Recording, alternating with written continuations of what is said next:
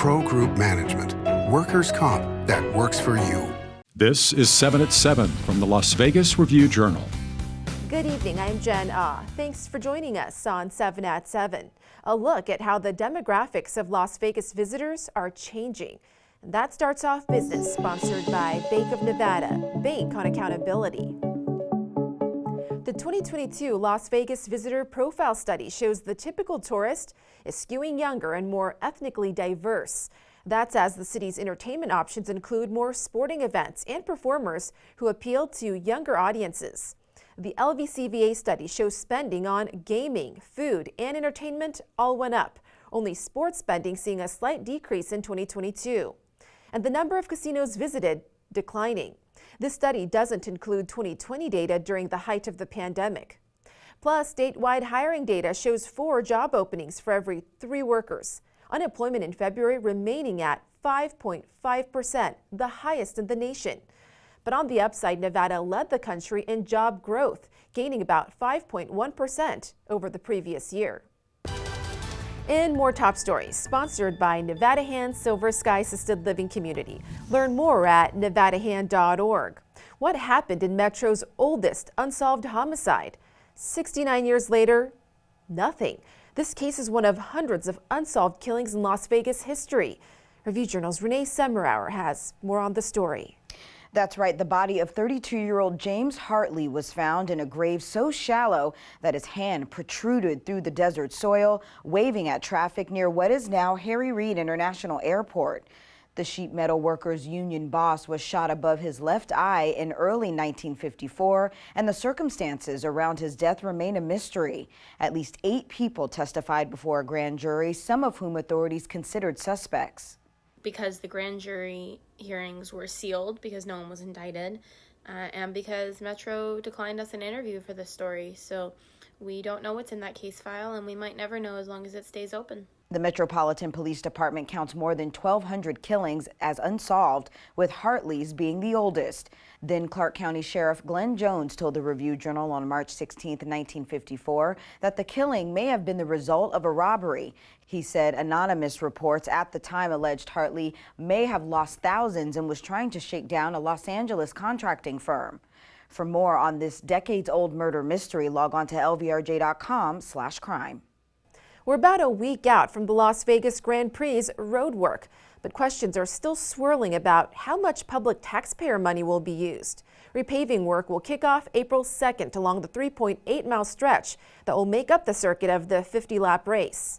LVCVA previously noted F1 requested $37 million. The Clark County Commission will need to approve that amount, which could be $37 million, a portion of it, or nothing at all. Plus, while Las Vegas Boulevard is known for its towering resorts and bustling sidewalks, tonight we're taking a look at the South Strip, which is a bit quieter. The future of the South Strip is really kind of a guessing game. On Monday, the developers of Dream Las Vegas, a 531-room casino resort on Las Vegas Boulevard just south of Russell Road, said they had fully stopped construction after their financing plan stalled. The developer says construction will restart once the terms of the financing are finalized. Meanwhile, in another deal, a judge approved the sale of the former White Sands Motel property for $10.25 million to a North Dakota tribal nation on Thursday, but no word on what will be done to it. In weather, sponsored by Star Nursery, your garden's partner for every blooming thing.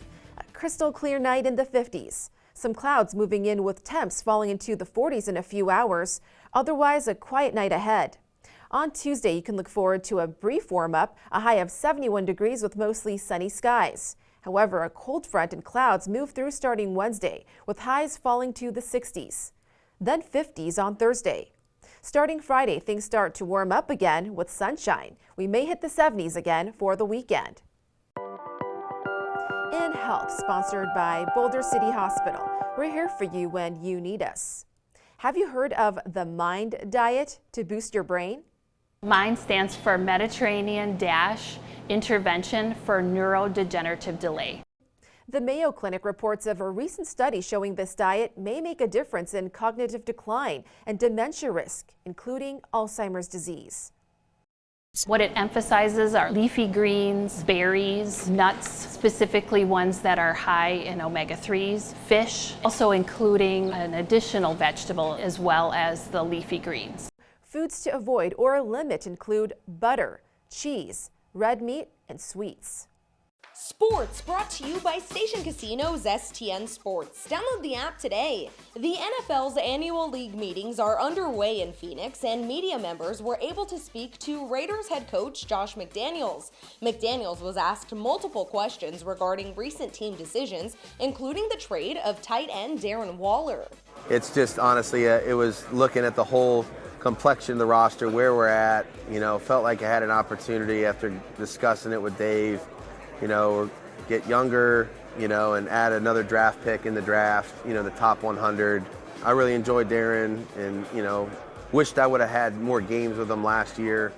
Sports betting brought to you by Las Vegas Paiute Tribal Smoke and Cigar Shop. Florida Atlantic lost its second game of the season at Mississippi before reeling off 20 straight wins. During that streak, a Caesars Sportsbook bettor in Illinois wagered $400 to win $800,000 on the Owls to win the national championship. The gambler placed 3 $100 bets at 2,500 to 1 odds and one $100 bet at 500 to 1. Ninth seeded FAU is now in the Final Four and 2 wins away from winning it all. The Owls are 2-point underdogs to San Diego State in Saturday's national semifinal. In entertainment, sponsored by Arizona Charlie's, has live entertainment every weekend at both locations. Go to ArizonaCharlies.com to see who's playing. The first American Idol winner and now talk show host is restarting her Las Vegas residency. Review Journal's John Katsamidas reports. Every so often around Vegasville, we are asked what happened to Kelly Clarkson's residency. That residency was wiped out for COVID, but we can report now that Kelly Clarkson is starring in a residency at Backed Theater, the former Zappos Theater. It's called Chemistry. It runs from July 28th through August 19th. 10 shows total. This should be fun. Kelly is very popular, as we've learned during this restart of her Vegas residency. Thank you for watching 7 at 7. If you're watching from YouTube, don't forget to subscribe to the Review Journal's YouTube channel for more great content.